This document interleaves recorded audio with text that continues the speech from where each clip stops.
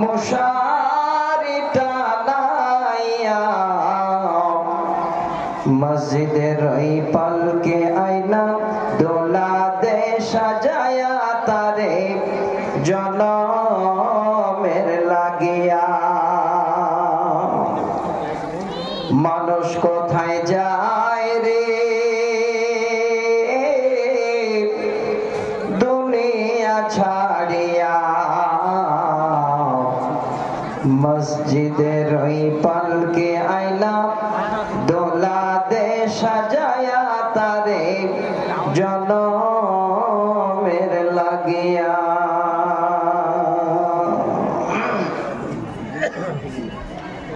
উপস্থিত আজকে জালসার নির্বাচিত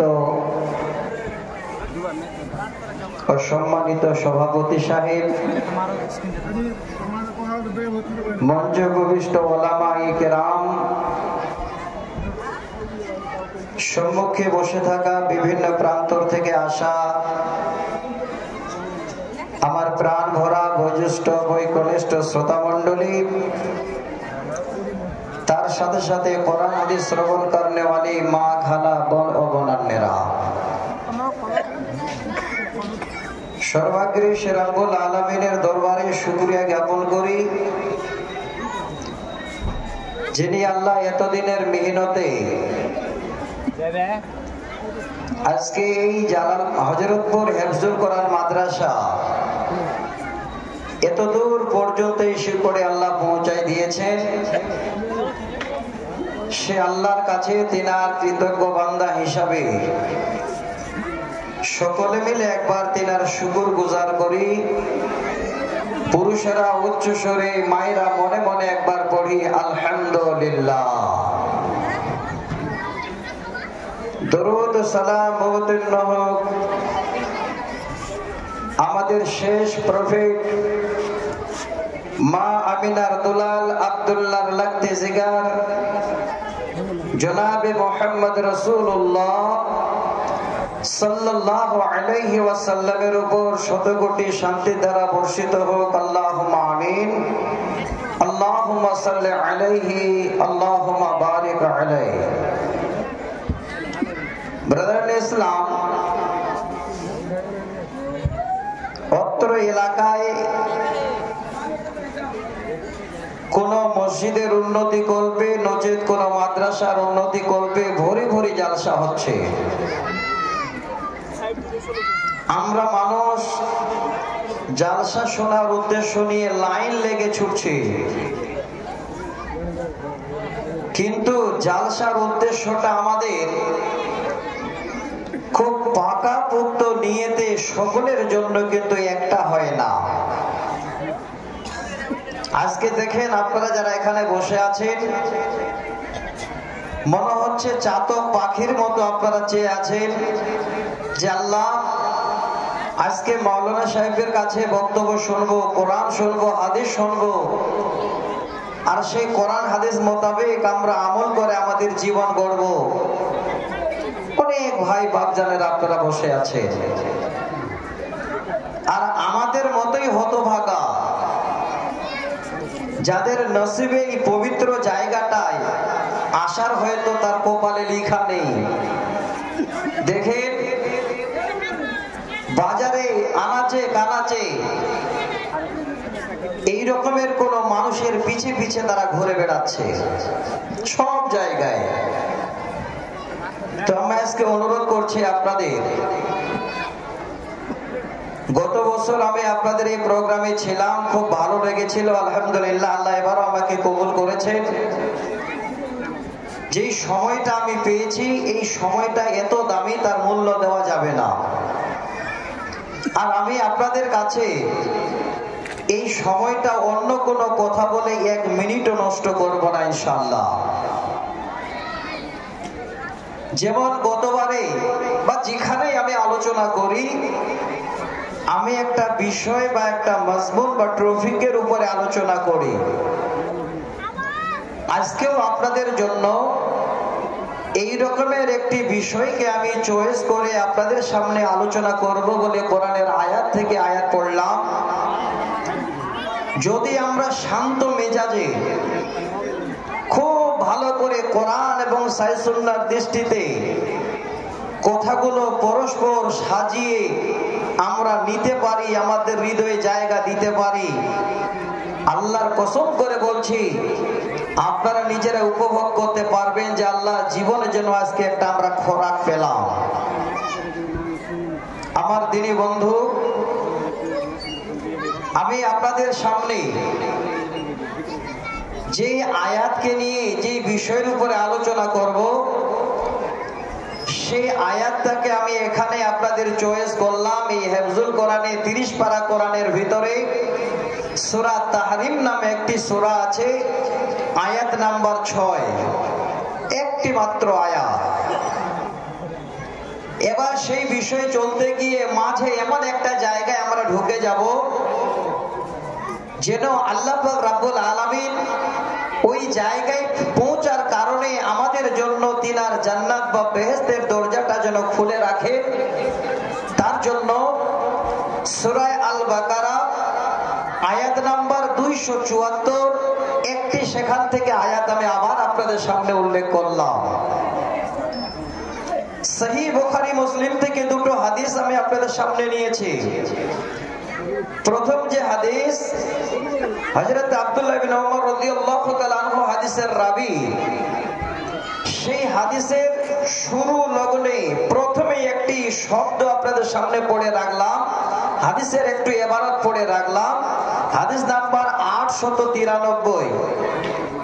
দ্বিতীয় একটা হাদিস আবার বুখারী মুসলিম থেকে আমি নিয়েছি একটা লাইনের 7150 নম্বর হাদিস।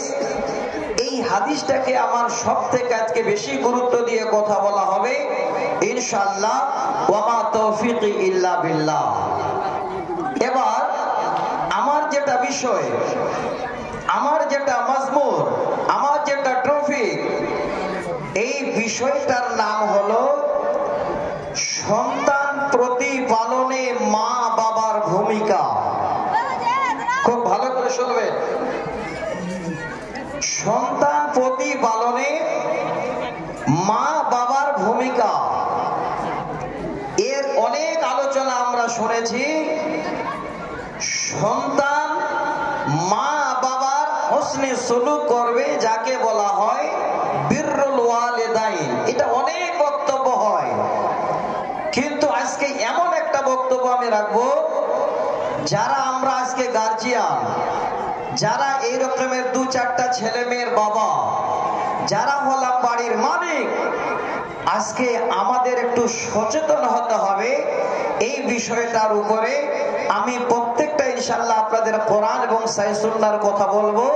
এবার আমি আপনাদের সামনে পরিপূর্ণ বিষয়টাকে নিয়ে আলোচনা করব বলে ইচ্ছা করেছি।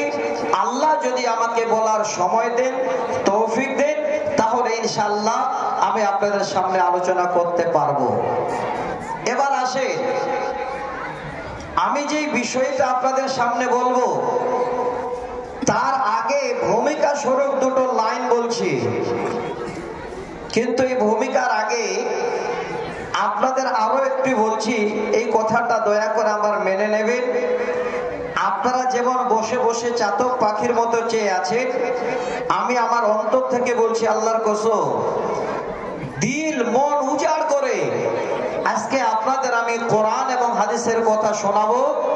আল্লাহ আমার দ্বারাই যেন আজকে তোমার কোরআন এবং নবীর হাদিসের বাণীর মাধ্যমে উভয় যেন আমরা পরকালে আল্লাহ তোমার ভালো জায়গাটা পাই। একবার পড়ি আল্লাহুম্মা আমিন। তো একটু আমি যেমন আপনাদের ভালোবেসে ফেলেছি, আমি যেমন আপনাদের হৃদয়ের মধ্যে ঢুকিয়ে ফেলেছি, আপনারা একবার দয়া করে আল্লাহ রাসূলকে হৃদয়ের মধ্যে ঢুকিয়ে নিয়ে একটু যদি সামনাসামনি চেপে চেপে বসতেন, তাহলে একটা কোরআনের আয়াতের এখানে আমল হতো। আমি দেখতে যাচ্ছি এই কমিটির এই ভূমিকাটা আমাকে এত ভালো লেগেছে, ওনারা চাচ্ছেন যে রাত 12টার পরে জালসা করব না, আর আসলে 12টার পরে জালসা করে কোনো লাভও হয় না, সবাই পালিয়ে যায়, আর 2-4 জন শুধু মানে মাজুর মানুষ বসে থাকে, আর আলেম ওলামারা শুধু বক্তব্য রেখে ফাঁকা ফিল্ডে গোল দিয়ে চলে যায়। 12টা পর্যন্ত যদি শোনেন, আশা করি আপনাদের তৃপ্তি অবশ্যই আপনাদের পাবেন, আপনাদের হৃদয় ভরে যাবে কোরআন হাদিস শুনে ইনশাআল্লাহ।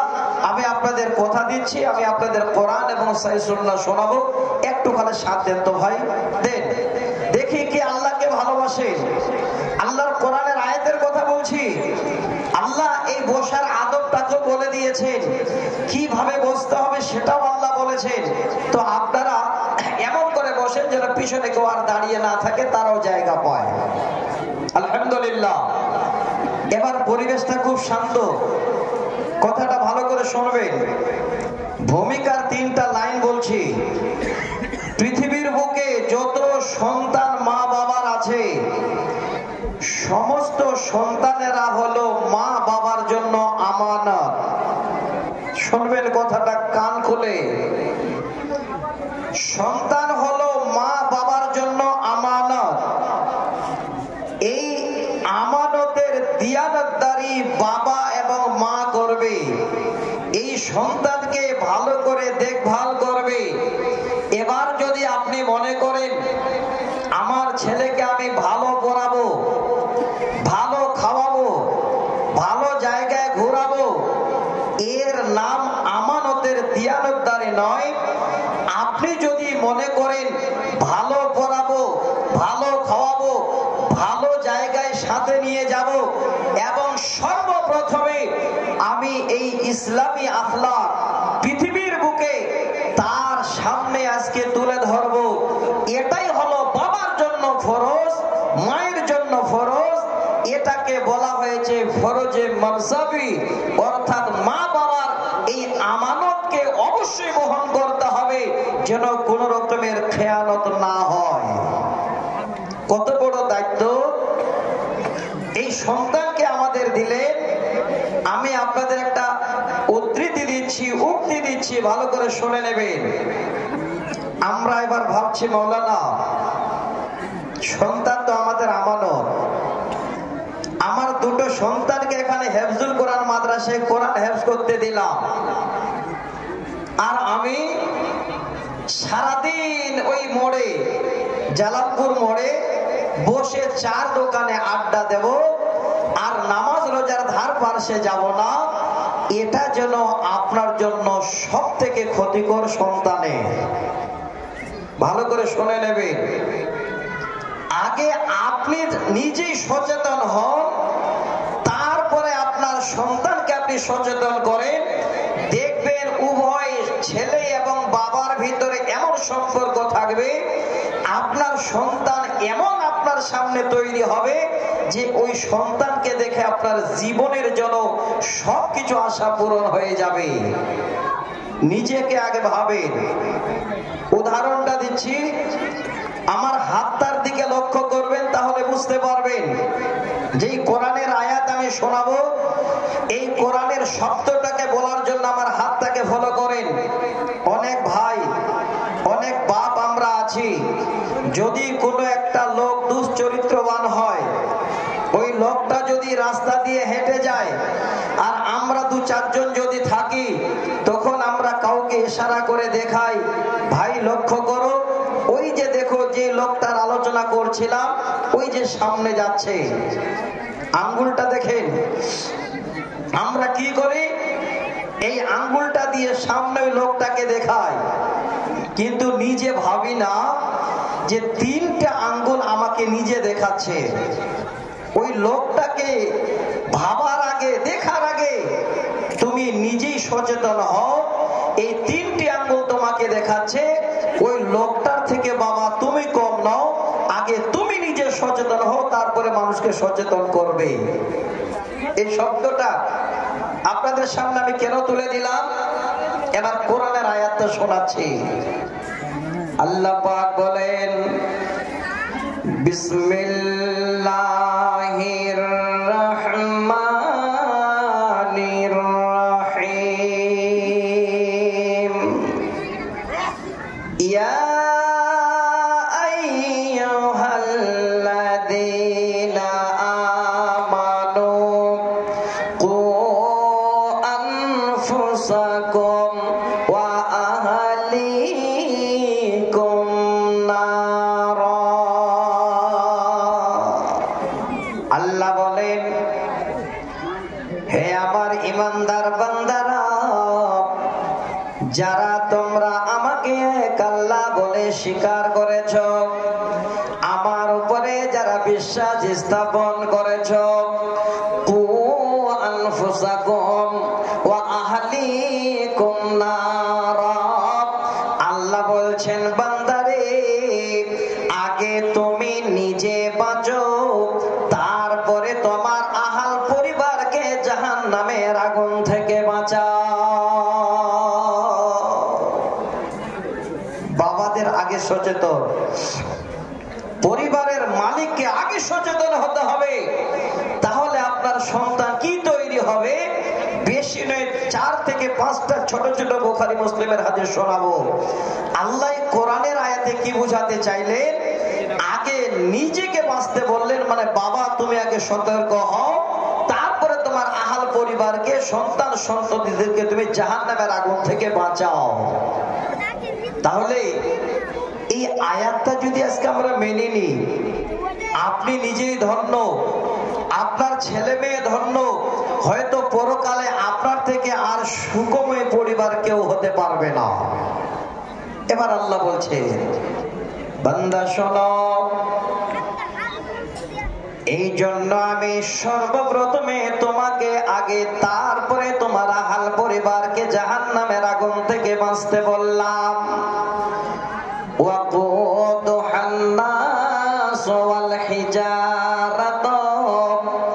আল্লাহ বলেন, বান্দারে, ওই আমার কঠিন জাহান্নামের ইন্ধন হবে, আমার জাহান্নামের লকড়ি হবে, আমার জাহান্নামের খড়ি হবে পৃথিবীর বুকে সমস্ত মানুষ এবং পাথর। আবার আল্লাহ সচেতন করালেন, দ্বিতীয়বারে আবার তাকিদ করছেন, পৃথিবীর বুকে মানুষ এবং পাথর হবে ওই জাহান্নামের জ্বালানি। জাহান্নাম জ্বলবে কি দিয়ে? এই মানুষ, নারী, পুরুষ আর পাথর দিয়ে। আল্লাহ আবার বলছে, বান্দা শোনো, আলাইহা মালাইকাতুন গিলাজুন শিদাদুন লা ইয়াসুনাল্লাহা মা আমারাহুম। আল্লাহ বলেন, বান্দারে, ওই আমার কঠিন জাহান্নামের জন্য আমার একজন আমি রাগী ফেরেশতাকে নিযুক্ত করে রেখেছি। এমন কঠিন, এত বড় একজন ফেরেশতাকে আমি যেন তার দায়িত্ব দিয়ে দিয়েছি, আমি তারে যাই করতে বলবো তাই করবে। ওয়ায়াফআলুনা মা ইউমারুন। আর আল্লাহর অর্ডার ছাড়া নিজেই যেন কিঞ্চিত পরিমাণ সে কিছুই করবে না।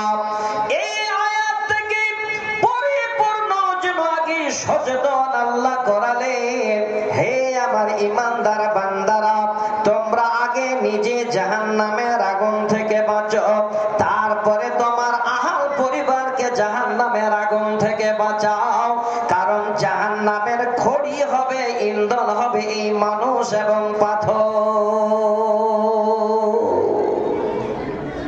দায়িত্ব কত বড় বাবার, দায়িত্ব কত বড় আজকে পিতা।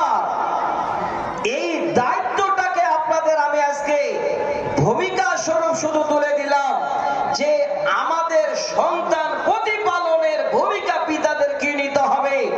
এই আয়াতটাকে আগে আপনারা স্মরণ করে থাকবেন, তাহলে সম্পূর্ণটাই একটা একটা করে আপনাদের বুঝে আসবে।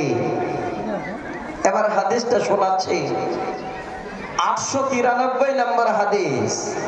এখানে আবার বাবারা সচেতন হন। নবীজি বলেন, কুল্লুকুম রাইন ওয়া কুল্লুকুম মাসউলুন আন রায়াতিহি। আল্লাহর নবী বলেন, তোমরা হলে সবাই যেন এই রকমের প্রতিনিধি, আর আমি আল্লাহ যারা তোমরা প্রতিনিধি হিসাবে আছো, কিয়ামতের দিনে আমি তোমাদের সেদিন এই সমস্ত বিষয়ে জিজ্ঞাসা করব। এই জায়গা খুব ভালো করে যারা পিতা, যারা মাতা, যারা গ্রামের মোড়ল, যারা সর্দার, যারা দায়িত্ববান লোক ভালো করে শুনে নিন। নবীজি বলছেন, ফাল ইমামু রাইন ওয়া আহলিহি ওয়া হুয়া মাসউলুন আন রায়াতিহি। আল্লাহর নবী এই হাদিসটাকে আবার যেন ভূমিকা স্বরূপ বললেন, হে গ্রামের মোড়ল, ইমাম মানে শুধু আপনাদের মৌলানা ইমাম নয়। এই ইমাম থেকে মানে হলো ওরে গ্রামের মোড়ল, হে গ্রামের মাতব্বর, হে গ্রামের দায়িত্বশীল, হে উত্তর এরিয়ার দায়িত্বশীল, শুনে নে ভালো করে। তোর দায়িত্বে গ্রামের ফয়সালা চলে, তোর আইনে যেন গ্রামের মানুষ চলে। তুমি ফয়সালা করলে গ্রামের মানুষ মেনে নেয়। সচেতন হয়ে যাও, কঠিন কিয়ামতের দিনে আল্লাহ পাক তোমার এই মালিকানাধীন যারা আছে এই সম্বন্ধে আল্লাহ যেন তোমাকে মরণ জিজ্ঞাসা করবে। যারা গ্রামের মালিক, যারা মোড়ল, যারা মাতব্বর, যারা ইমাম, আল্লাহ কিয়ামতের দিনে জিজ্ঞাসা করবে তোর গ্রাম, তোর পরিবার কিভাবে নিয়ে চলেছিলে। দ্বিতীয় নম্বরে আমার শব্দ নবীজি বলছে, ওয়ারাদুল রাইন ওয়া হুয়া ওয়া আহলিহি ওয়া হুয়া মাসউলুন আন রায়াতিহি। এবার যারা বাবা, যারা আপনারা বাড়ির মালিক, আপনার মালিকানাধীন আপনার দুটো মেয়ে আছে, আপনার চারটা ছেলে আছে, আপনার বিবি আছে, আল্লাহ পাক এই সমস্ত প্রতিনিধি হিসাবে যারা আছেন, সেই প্রতিনিধি যে হবে বাড়ির মালিক, আল্লাহ কিয়ামতের দিনে জিজ্ঞাসা করবেন, ওরে আমার বান্দা বলো, আমি তোমার বাড়ির তোমাকে মালিক বানিয়েছিলাম, তোমার ছেলে, তোমার মেয়ে, তোমার বিবিকে নিয়ে কিভাবে চলেছিলে? আমার কাছে জবাব দাও। যতক্ষণ পর্যন্ত তোমার জবাব আমি আল্লাহ না শুনতে পাবো, আমি আল্লাহ আমার এখান থেকে যেন তোমাকে কোনো অব্যাহতি দেব না। যারা বাড়ির মালিক, যারা বাবা, খুব ভালো করে শুনেন। এবার যে মায়েরা আমার আছেন, আপনারা কি বেঁচে গেলেন মা? না, নবীজি আবার বলছেন, ওয়াল মারআতু আলা বাইতিহা ওয়া হুয়া মাসউলুন। আল্লাহর নবী বলছেন, পৃথিবীর বুকে যত রকমের নারী আছে, যত বিবি আছে, সেই বিবি হলো তার স্বামীর ঘরের যেন মালিক। কোন টাইমে? যখন স্বামী বাড়িতে থাকবে না, স্বামী সকাল বেলায় এবার হাট চলে গেল, কর্মের জন্য চলে গেল, সারাদিন ধরে স্বামী বাইরে ঘুরছে, যতক্ষণ পর্যন্ত স্বামী বাড়িতে না ফিরবে, ওই স্বামীর বাড়ির মালিকানা থাকবে বিবির হাতে। হে মা, হে বোন, ভালো করে আপনারা কর্ণপাত করে শুনে নিন। আল্লাহর নবী কিয়ামতের দিনে যেন এই কথাটাই বলে গেলেন।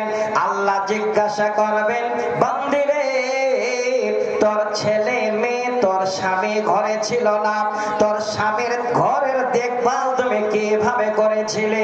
এবার আল্লাহর কাছে তুমি তাড়াতাড়ি করে জবাব দাও। সবাইকে ধরবে যারা প্রতিনিধি, আমাদের কত বড় দায়িত্ব।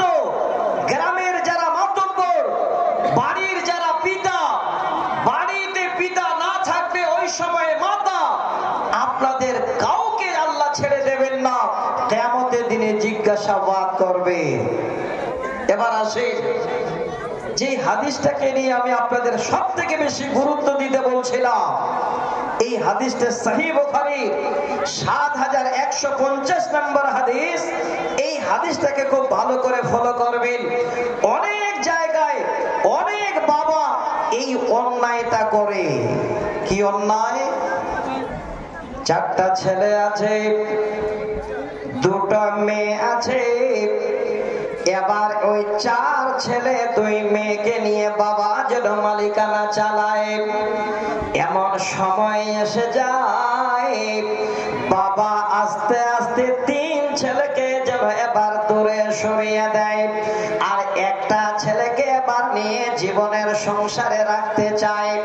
পরিশেষে এমন কিছু কিছু পিতা আছে, দেখা গেল যে বাড়িটাতে বসবাস করে সেই বাড়িটা ছোট ছেলের নামে করে দিল। এবার বাড়ির পাশে যে 2 বিঘা জমিন খুব ভালো ছোট ছেলেকে করে দিল। একবার হাদিসটাকে ফলো করেন, নবীজি বলছেন মা মিন আবদিন ইস্তারইল্লাহু রায়াতান, আল্লাহ পাক এই বাড়ির যাদের নেগরানি বানিয়েছেন, বাড়ির যাদের দায়িত্বশীল বানিয়েছেন, মানে পিতা, আপনি ভালো করে শুনেন, নবীজি আপনাকে বলছেন এবার আপনি এইভাবে সুন্দর করে সংসার চালাতে গিয়ে 3 জন ছেলেকে আপনি দূরে সরিয়ে দিলেন, আর একজনকে নিয়ে সম্পূর্ণটাই যেন তার খাতায় লিখে দিলেন। নবীজি বলছেন ইয়াউমা ইয়ামুতু ওয়া ইয়াউমা ইয়ামুতু ওয়া হুয়া গাশিল লিরায়াতিহি।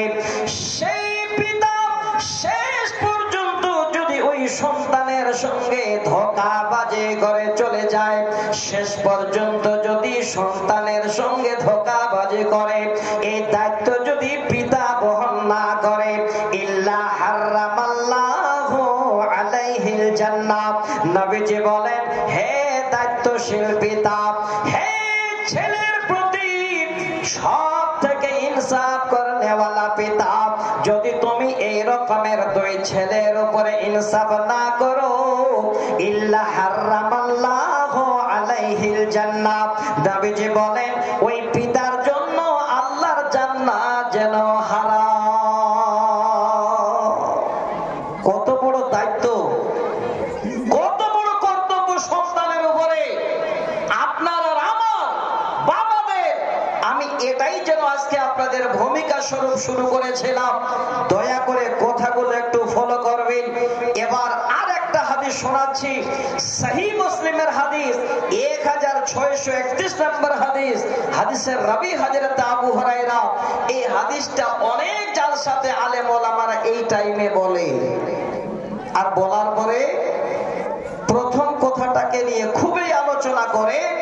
আজকে আমি হাদিসটা পুরো পড়ব, কিন্তু আমার মাজমুনের সঙ্গে, আমার বিষয়ের সঙ্গে লাস্টের শব্দটার থাকবে মুনাসেবা।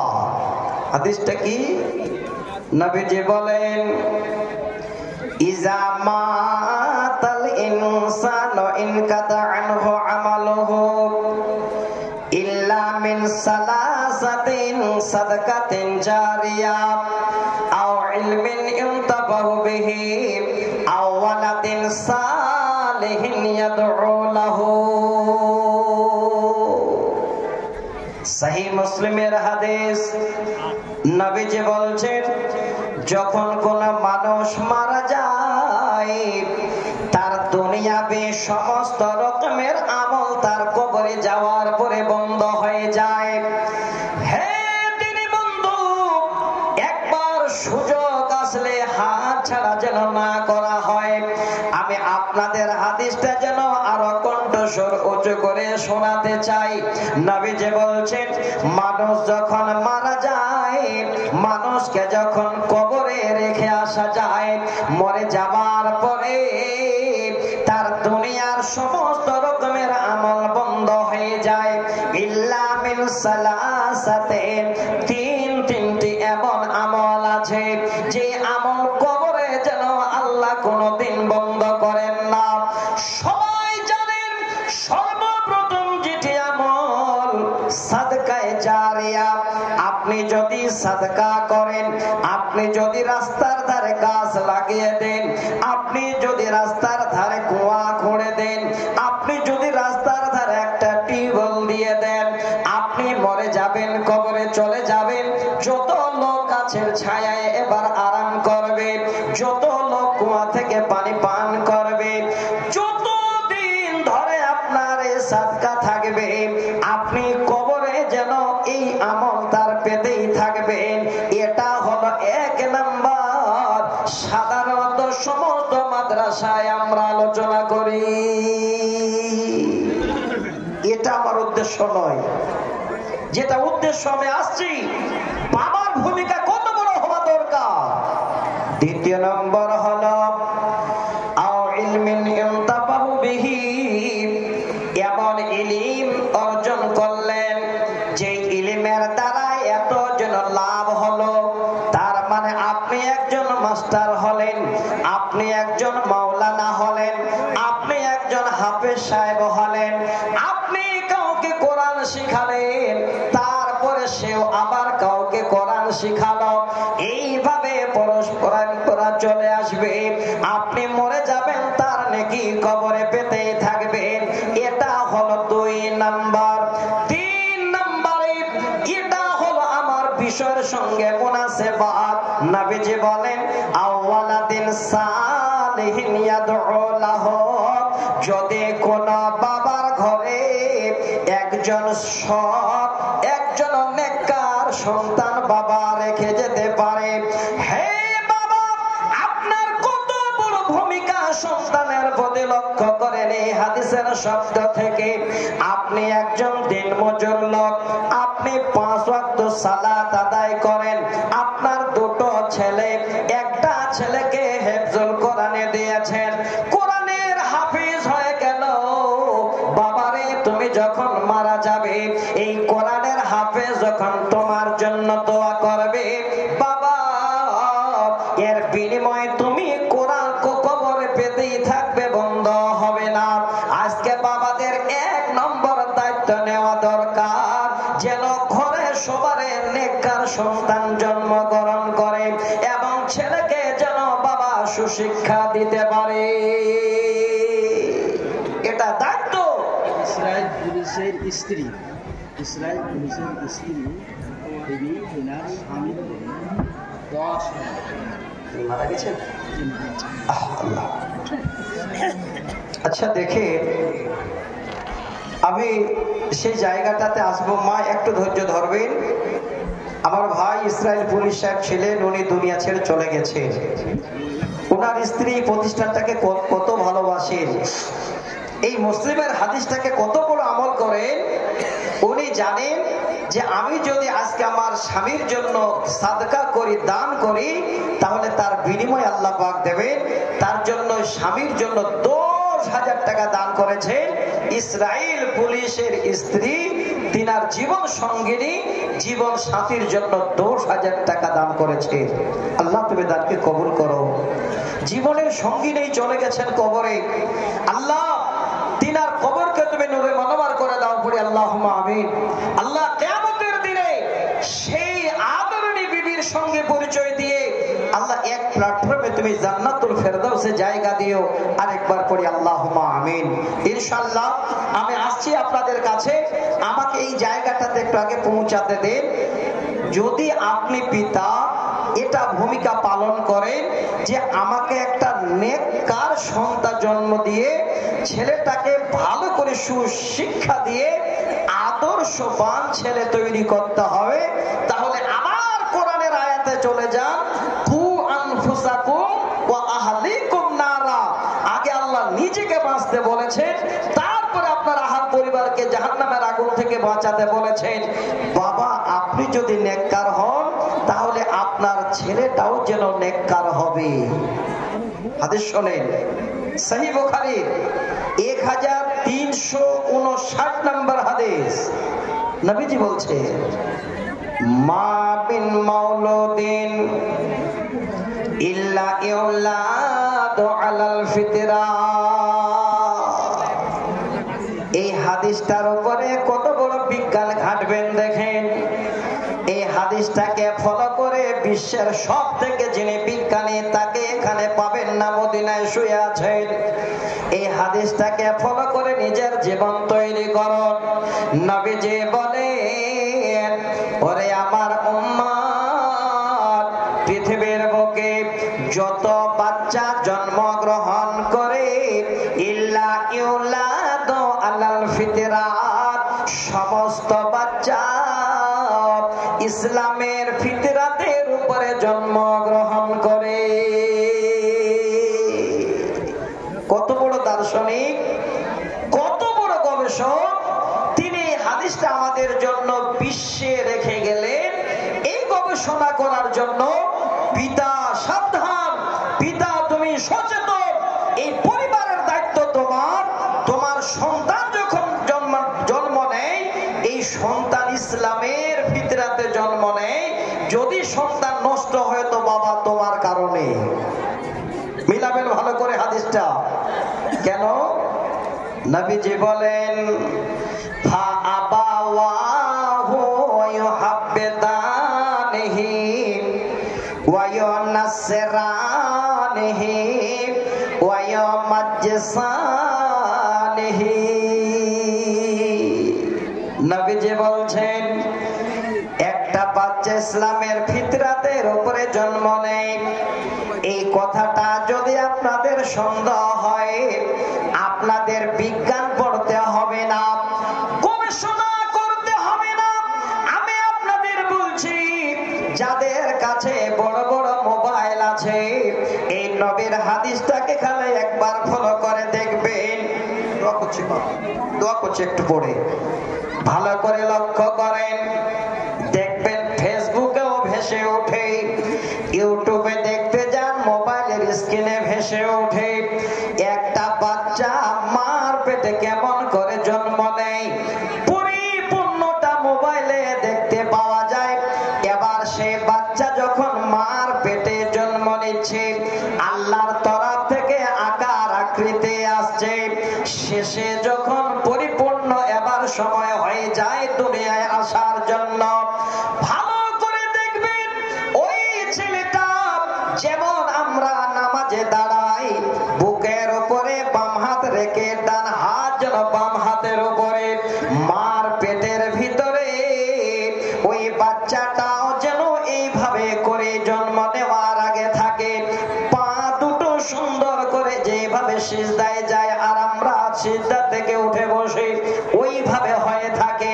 নবীজি কত বড় বৈজ্ঞানিক বলে গেলেন, মা মিন মাউলুদিন ইল্লা ইউলাদু আলাল ফিতরাত। আলহামদুলিল্লাহ, যা দারুণ হাদিসটা বলছি, আমার ভাইকে আমি পেয়েছি, খুব ভালো লাগলো।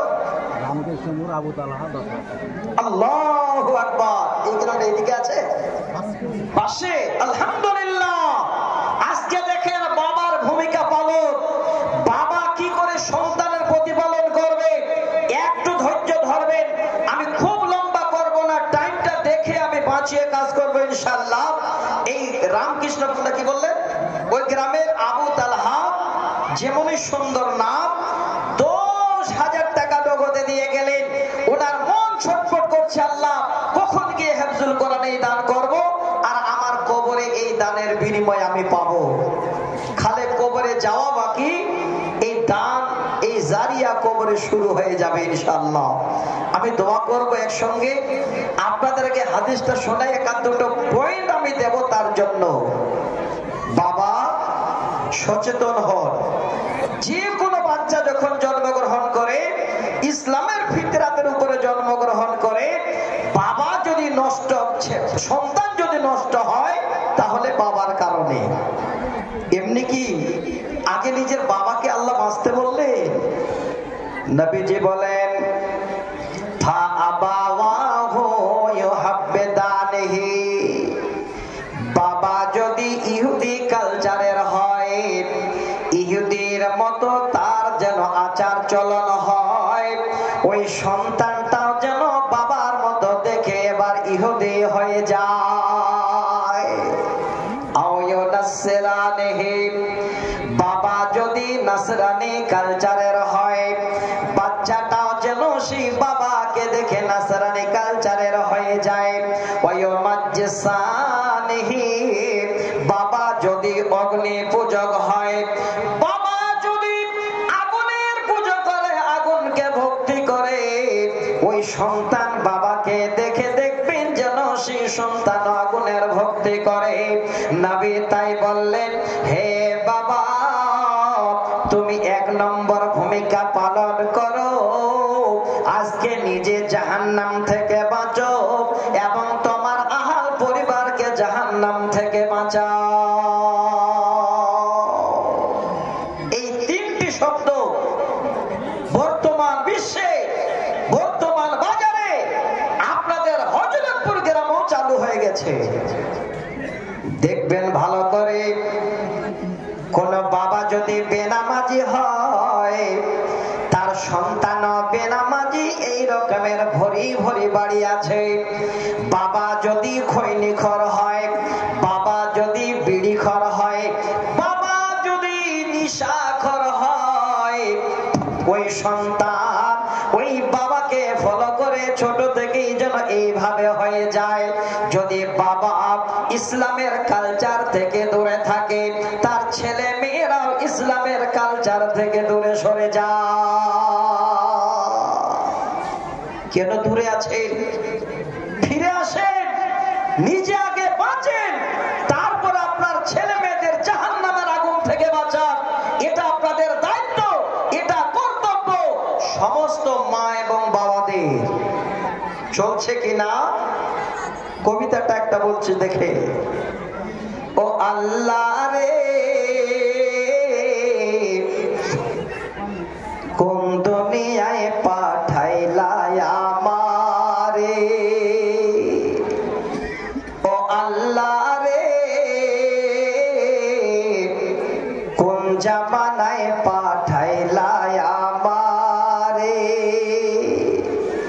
বর্তমানে ছেলে মেয়ে সমান সমান মাপ, লম্বা চুল কাটিয়া মেয়ে মাথায় লাগাই কে, ও আল্লাহ রে, কোন দুনিয়ায় পাঠাইলা আমারে। বাবা খুব ভালো করে ফলো করো। জিন্সের প্যান্ট শার্ট পরিয়া রাস্তা হেঁটে যায়, ছেলে না মেয়ে তারে চেনা বড় দায়। পুরোটাই দোষ বাবার। আজকে জিজ্ঞাসা করেন ওই মেয়েকে, তোমার বাবার নাম কি? বলবে আব্দুর রহমান। জিজ্ঞাসা করেন তোমার বাবার নাম কি? বলবে আব্দুল সত্তার। বাবা আপনার কি এই দায়িত্বটা এখনো আল্লাহ দেয়নি? এটা কি আপনার দায়িত্ব নয় যে আপনার ছেলে মেয়েটাকে কি করে আপনি জাহান্নামের আগুন থেকে বাঁচাবেন? আরো যেন কবি বলছে, একটু কথা না বলে মনোযোগ সহকারে শুনলে আমি খুব খুশি হতাম।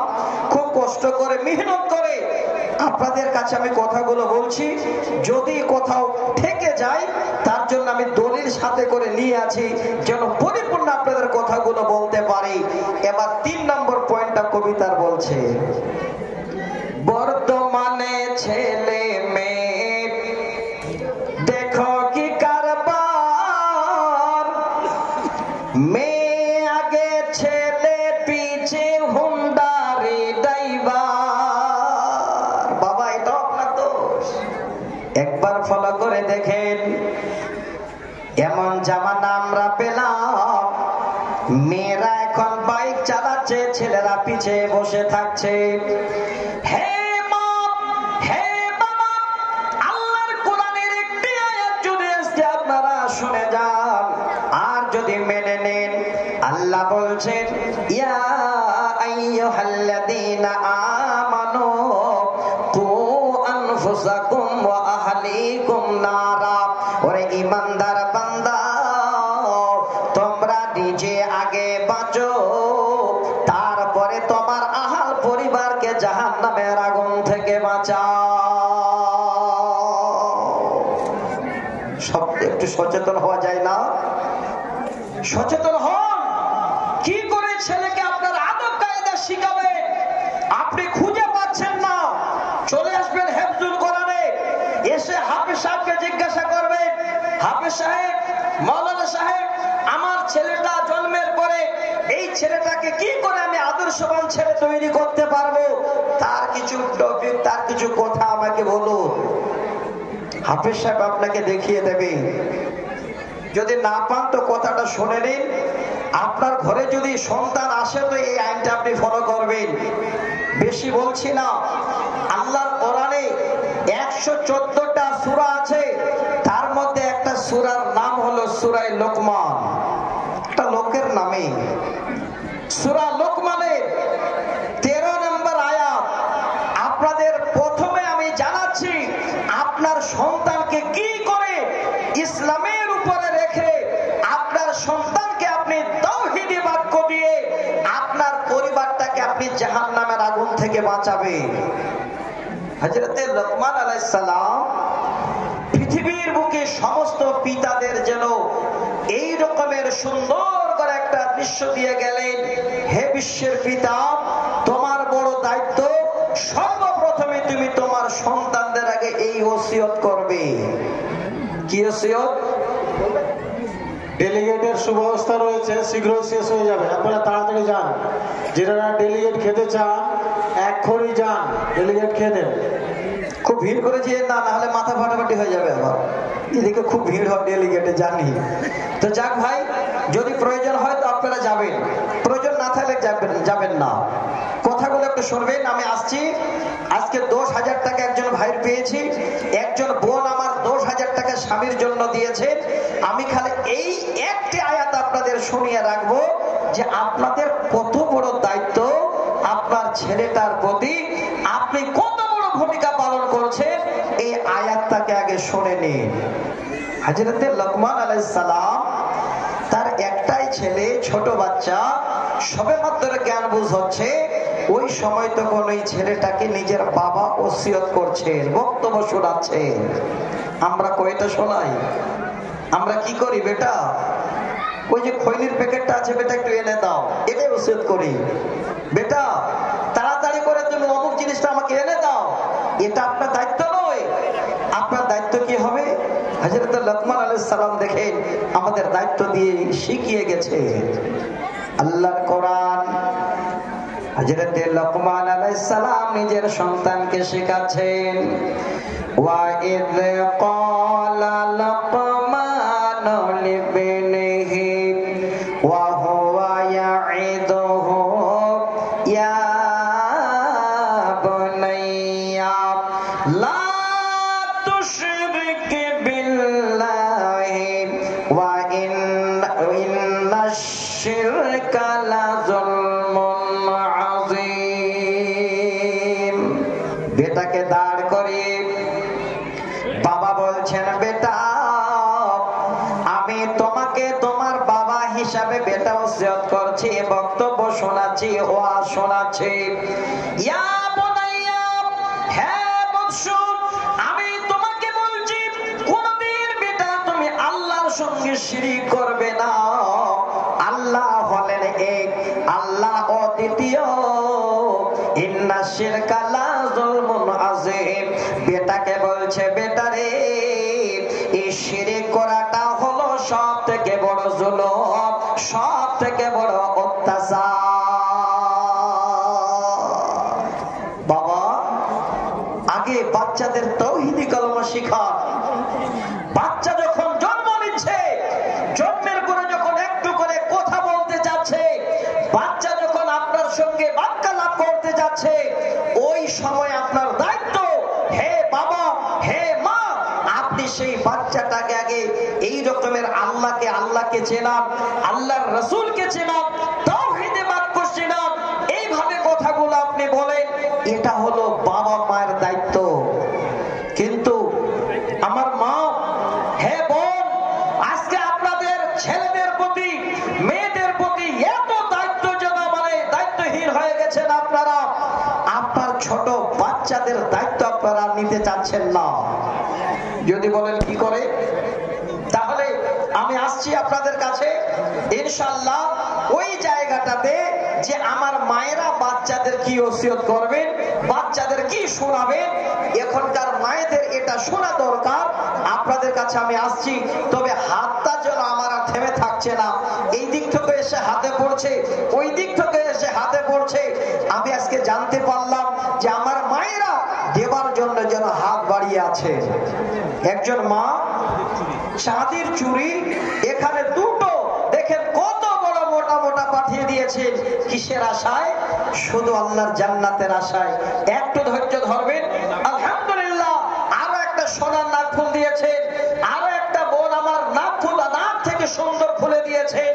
ইনশাআল্লাহ আমার মায়েদের আজকে আমি এই কথাটাই ওসিয়ত করতে যাচ্ছি, মা আপনারাও জাহান্নাম থেকে বাঁচেন, আপনার সন্তানকেও জাহান্নাম থেকে বাঁচান।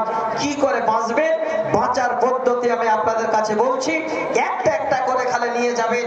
আলহামদুলিল্লাহ, মেয়েদের তরফ থেকে 1310 টাকা। আমার মায়েরা, আমি আপনাদের কাছে অবশ্যই হাত বাড়াবো, তবে আপনারা যখন দিতে লাগবেন আমি জানি আমি নিতে পারবো না, এত দান করেন আপনারা। আলহামদুলিল্লাহ, বগলাদহ থেকে ফজলুর রহমান ভাই আমার, উনি 3000 টাকা দান পাঠিয়েছেন। এত বড় দেখেন দাতা হেফজুল কোরআনের। আলহামদুলিল্লাহ। জালালপুর থেকে নইবুদ্দিন সাহেবের পুতিন মারা গেছে। এই যে দেখেন নাকফুলটা পুরোটাই যেন নবীর মাদ্রাসায় দান করেছে। আর গলার হার, পায়ের পাতা, পায়ের তোড়া যা ছিল সম্পূর্ণটাই নিয়ে এসে দান করেছেন। কোথায়? এই কোরআনের মাদ্রাসায়, যেখানে কোরআন শিক্ষা দেওয়া হয়। আমার দিনী বন্ধু একটু ধৈর্য ধরবেন। আমি বলেছিলাম মাঝে যে জীবনের একটা খোরাক তুলে দেব, সূরা আল বাকারা 274 নম্বর আয়াত। এবার মাঝে আমি চলে আসছি যেন আপনারা না ঠকে যান, জীবনের জন্য এখান থেকে লাভ করে যান, আপনাদের যেন লস না হয়, তার জন্য কোরআনের আয়াত শোনাচ্ছে। আলহামদুলিল্লাহ, জাক্কার আলী সাহেব উনি বলদিয়া পুকুর থেকে 1000 টাকা দান পাঠিয়েছেন। আল্লাহ তুমি দানকে কবুলে মঞ্জুর করো। আল্লাহুম্মা আমিন, আল্লাহুম্মা আমিন। আমি আসছি, আগে আমার মায়েদের শোনাচ্ছি। মা, আপনার কত বড় দায়িত্ব একটা বাচ্চার প্রতি। এখন যদি বাচ্চা 2-4-5 মাসের হয়, ওই বাচ্চাটাকে মা যেন আর কলিজার টুকরো বলে, সোনা বলে, বাচ্চাটা কান্না করলে জড়িয়ে বুকে ধরে ওই বাচ্চাটাকে আর আদর করে না। মা, আপনার দায়িত্ব কি শেষ হয়ে গেল? আপনি কি বাচ্চাটাকে নিজ হাতে ধ্বংস করে দিচ্ছে? মায়েরা কি করছে? কত সহজ।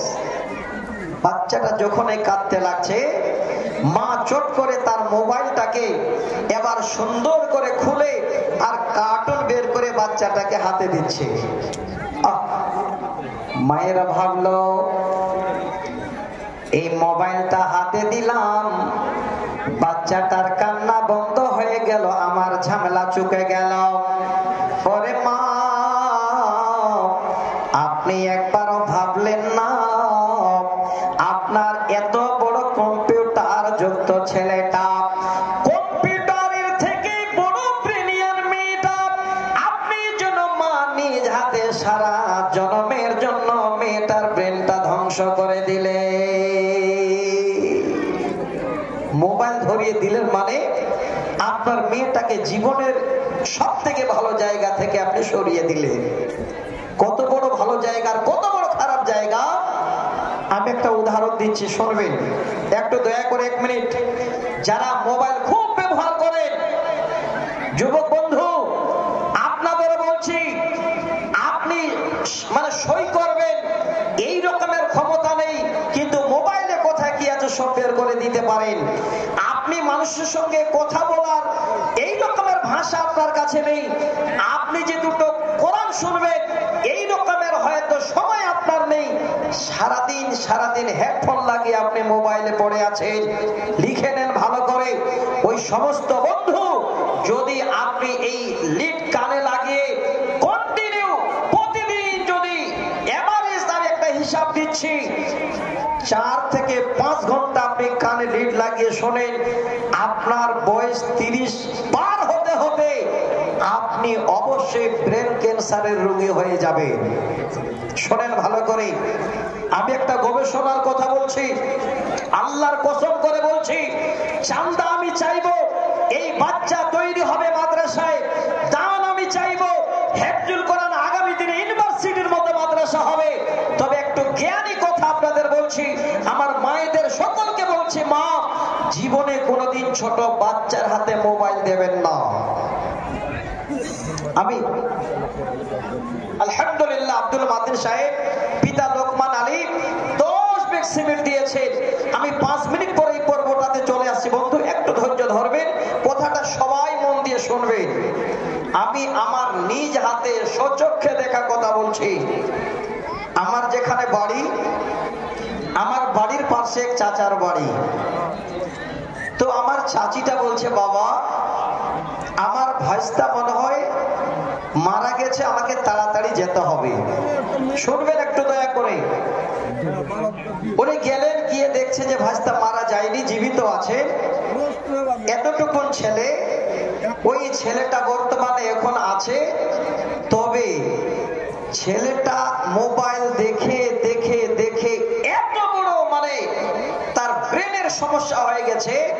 ডাক্তার বলে দিয়েছে যদি 1 মাস তার কাছ থেকে মোবাইল দূরে না সরে রাখেন, আর যদি এভারেজ 1 মাস বাচ্চাটা মোবাইল দেখে, 1 মাস 30 দিন ছাড়া 31 দিন যাবে না, বাচ্চাটা মারা যাবে। আল্লাহু আকবার। এত বড় বেমারে পড়ে আছে পাগলের মতো। একদিন আমার এই গাড়িটাতে হঠাৎ করে উঠে এমন করে টান দিয়েছে যে আমার একটা মেশিন যেন নষ্ট করে দিয়েছে। আমি তাকে কিছুই বলতে পারি না। চাচিটা বলছে, বাবা এই বাচ্চাটাই সেই বাচ্চা। মোবাইলগুলো যা ছিল বাড়িতে সব দূরে সরিয়ে রেখেছে।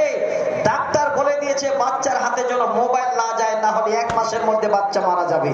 তো ভাই আমি শোনাচ্ছি আপনাদের। এইবার দেখেন আরো দুটো এইভাবে হাতের বালা খুলে আমার মায়েরা দিয়ে দিয়েছেন। আরো একজন ভাই, আল্লাহু আকবার, মেয়েটার নাম বলেন, নাম আমার রোশনা রায়, গ্রামে বাড়ি।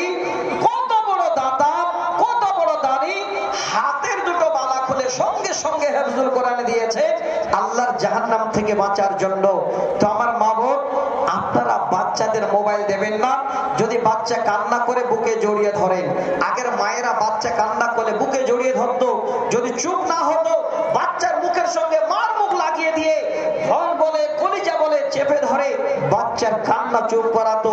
এখন মায়েরা এই বাচ্চাকে চুপ করাতে চায় না। কবিতাটা শোনায়। আলহামদুলিল্লাহ মোজাম্মেল সাহেব হাজী সাহেবের ছেলে বাবার জন্য ছেলে 1000 টাকা দান করেছে। তবে তিনি বন্ধু, আমি আপনাদের কাছে অনুরোধ করব, ঠিক শেষ পর্বে আমি এখনো আসিনি, এবার কোরআনের আয়াতটা শোনাচ্ছি। কারণ এই হেফজুল কোরআন বানিয়েছেন আপনারা। এই হেফজুল কোরআনে অনেকদিন আগে আমি জালসা করেছি। এই রাস্তার ধারেই ছিল একবার মানে আপনাদের মাদ্রাসা। কি হালাতে, কি অবস্থায়, এখন দেখেন কত সুন্দর হয়েছে। দিয়েছেন আপনারা, বিনিময় পাবেন আপনারা। এবার কোরআনের একটি মাত্র আয়াত আল্লাহ বলছে, আপনাদেরকে আবারও বলছি, আমাদের ডেলিগেট বন্ধ হয়ে যাবে, ডেলিগেট বন্ধ হয়ে যাবে। যারা খেতে চান এখনই যোগাযোগ করেন। আরেকজন 300 টাকা। ভাই যদি প্রয়োজন থাকে যান খেয়ে আসেন, না হলে আবার মাদ্রাসার ক্ষতি হবে, আর মাদ্রাসার ক্ষতি হলে আপনাদের ক্ষতি হবে। ডেলিগেটে হয়তো ব্যবস্থা আছে, পারলে খেয়ে আসেন গিয়ে। এবার শোনাচ্ছি আল্লাহ কি বলছেন। আল্লাহ বলেন, আল্লাযীনা ইনফিকুনা আমওয়ালাহুম বিল্লাইলি ওয়ান নাহারি সিররাও ওয়া আলানিয়াতান ফালাহুম আজরুহুম ইনদা রাব্বিহিম ওয়ালা খাউফুন আলাইহিম ওয়ালা হুম ইয়াহজানুন। আলহামদুলিল্লাহ। এই যে দেখেন আরো 1000 টাকা। আয়াতটা আমার পড়া শেষ হয়নি, তাতে 1000 টাকা। তার মানে যারা হাত বাড়িয়ে দেবেন, জীবনে 3টা জিনিস আপনি আল্লাহর কাছে পাবেন। নাম্বার 1, আল্লাহ বলছেন আমি কিয়ামতের দিনে এর বদলা আমি আল্লাহ তাদের দেব। ওয়ালা খাউফুন আলাইহিম, তাদের কোনো ডর থাকবে না, ভয় থাকবে না। ওয়ালা হুম ইয়াহজানুন, তাদের কোনো চিন্তাও থাকবে না। আপনি নিশ্চিন্ত হয়ে সেদিন দাঁড়াবেন, আর এই টাকা, এই সাদকার বিনিময়ে আপনার মাথার সামনে সুন্দর করে এই এইভাবে করে আল্লাহ ছায়া বানিয়ে দেবেন।